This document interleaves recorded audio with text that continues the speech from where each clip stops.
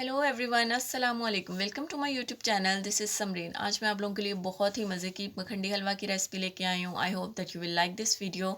If you are new on this channel then subscribe this channel and press the bell icon. चलें जी, चलते हैं हम अपनी रेसिपी की तरफ। यहाँ पे मैंने 1.5 कप सूजी का लिया था और उससे सूजी से डबल मैंने 3 कप दूध अपने बाउल के अंदर ऐड कर लिए थे। अब हम लोग 1.5 कप सूजी को 3 कप दूध के अंदर डालेंगे और उसके बाद हम इसको अच्छे से मिक्स कर लेंगे। अगर आपको यहाँ पे लगे कि ये बहुत ज़्यादा लिक्विड ही है तो डोंट वरी अबाउट इट।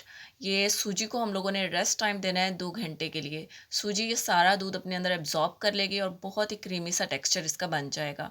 सो हम 2 घंटे के लिए सूजी को रख देते हैं। उसके बाद हमारे पास ये इंग्रेडिएंट्स हैं। 1 कप मैंने चीनी का लिया है।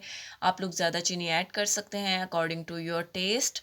सो मैंने कम चीनी डाली थी इसके अंदर।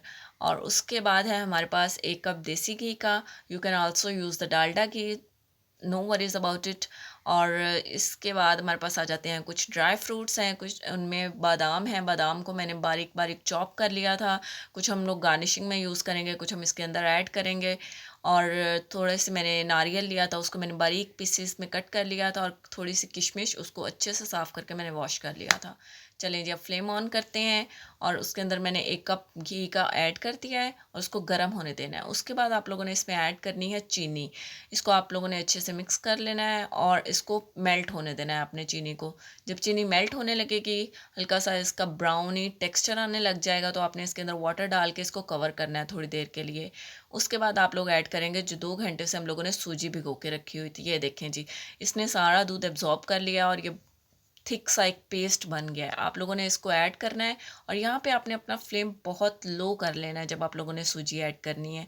और ये देखें, आपको हम इसके ऐड कर रहे हैं। इसको ऐड करने के बाद आपने फ्लेम, अपने चम्मच अच्छे से हिलाना है और उसके बाद आपने फ्लेम मीडियम से थोड़ा सा हाई कर देना है और इसको हिलाते रहना है आप लोगों ने।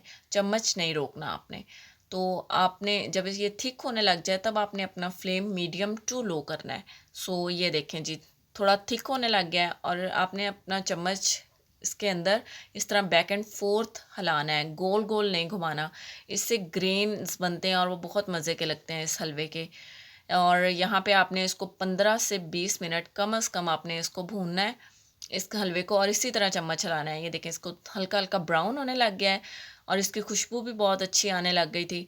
तो आपने इसको अच्छे से भून लेना है। जब ये ब्राउन हो जाए तो आपने इसको तब तक इसको भूनना है जब तक ये चिपकना बंद हो जाएगा और हल्का हल्का घी दोबारा छोड़ देगा। तो इसका मतलब है ये पक चुका है। जब ये फुली डन हो चुका होगा फिर आपने इसके अंदर अपने ड्राई फ्रूट्स ऐड करने हैं और इसको आपने हिला लेना है। ये देखें जी, इसके ग्रेन्स सेपरेट हो गए हैं, चम्मच के साथ भी नहीं चिपक रहा। तो इसका मतलब ये फुली रेडी है। हमने इसको डिश आउट कर लेना है। डिश आउट करने के बाद ये देखें जी, कितना प्यारा लग रहा है और ये बहुत ही